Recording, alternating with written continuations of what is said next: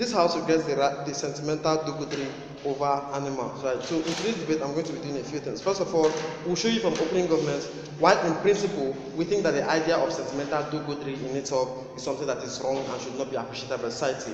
And secondly, I'm going to be extending by showing you the harms of even having sentimental do-goodery in place in status quo. And then also I'm going to be showing you exactly why animal rights exist and to what extent they become regrettable because we do not achieve the goals that animal rights in themselves are supposed to achieve. But before that, let me give a few concessions. This debate is not about the protection of animals, right? We think that this debate primarily should boil down to the necessity of ascribing excessive premiums to these animals towards achieving this protection, right?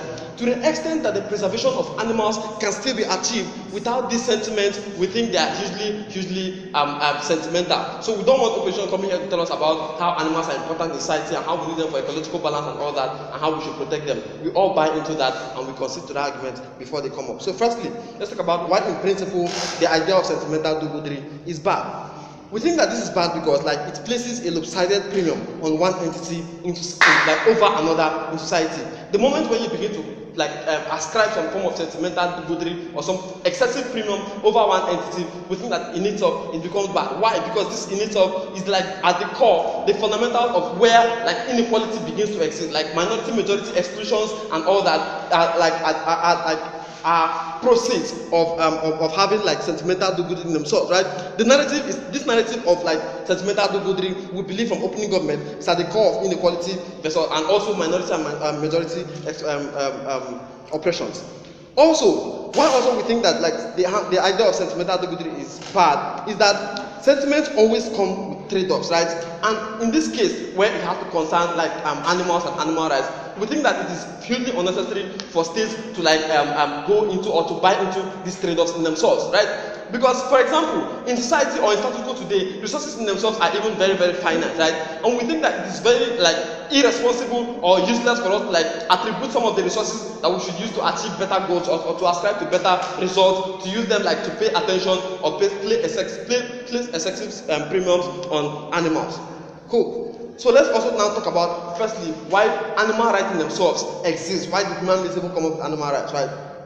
First of all, holistically, animal rights exist to protect animals and avoid their extinction. This should be a definition that everybody accepts. But then, why do we think that this goal in itself is not achieved? And if we show that it is not achieved, then we believe that they are regrettable in the first place, right? First of all, let's talk about ownership of rights. Do we think that from opening government and from government, it is possible for people to or for entities to have rights that they do not have the moral statuses to be able to own, right? We think it is totally wrong in the first place, right? We think that it is insensible and useless to say that a right exists without the ability of that actor to own the right. It's useless for you to say that I have a right when I don't even have the ability to even own the right. I don't even know that this right themselves exists first and foremost. Secondly, we think that animals also even if they knew about this right, that animals lack the moral calculus to own this right. This is not saying that the argument of babies not having rights, right? Because at some point that they are going to be able to generate some form of moral calculus and will be able to ascribe importance to this right. Animals don't have that ability, right? Till the end of their existence, there's no time when they begin to understand or to begin to express this right in themselves. Closing. Your entire argument is you shouldn't have rights because you cannot access them, you don't know about them.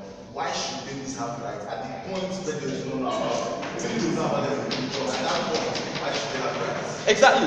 We just showed you that, to the extent where babies at some point will know that these rights in themselves have been denied to them in the past is where it becomes harmful. Animals don't even have the ability to do that. So if you keep denying animals this right until they die, there's no point when they begin to know that, at some point I was adopted or my mother gave birth to me and threw me into the abyss and some other person picked me. The ability of human beings as babies to grow and grow into the knowledge and ownership of this right is something that we find very, very differential between that example. No, thank you. Thirdly, and very important, is that animals in themselves do not even lack the framework to utilize this, do not even have the framework to utilize this right? Even if you think that, we should give animals this right, even though they don't recognize the right, to what extent can animals even ask for this right? Like, when you shoot down an animal, to what extent do other animals come to say or come to sue for like overriding the right of some other animals that they exist? To the extent that they lack any form of framework, no form of like social cohesion, or no form of like responsive progressiveness to even aspire, like to even like utilize these rights in and of themselves, we think that these rights are very, very useless. Also, and very importantly, why we get this right is we reject the knowledge of or the idea that another entity can create rights for another entity in themselves, right? The fact that human beings create these rights to serve their own end is something that we find very, very problematic, right? Like human beings that we are, we know our rights and we pursue this right. But for the fact that we as human beings decide to wake up one day and say, oh, these animals, because we want these animals to exist, to also help our own balance, or to exist as food or as aesthetic beauty for ourselves, let's keep them right so we can protect them. To the extent that this protection in itself is still to your own, like to their own detriment and to your own benefit, we think that that's problematic and that's something that's also regrettable. Finally, in the long run, right, human beings in real life examples don't even give access, like don't even give esteem to this right, right? For example, when you say that animals in themselves should be accorded the right to not suffer, like animals should not be allowed to suffer, and you still go ahead like to cage animals and to have them in tourist sites and to have them in cages in themselves, we think that to that extent where you, who is the propagator of the right, goes ahead to like create limits to which the right can exist in the first place is something we find very problematic. What opposition needs to do in today's debate is to show us why in itself there should be an existence of a right by like a superior over that subject, and that superior still has to create the limits to this right. What we find problematic, like I said earlier in today's debate, is not that we regret the good will of human beings to protect these animals, but what we say is that the reason why human beings want to protect animals is for their own end. It's not you want to protect animals so they don't go into extinction and you still have more of their meat, or you want to protect these animals so they don't go into extinction so you can still see them and tell your children about dinosaurs, right?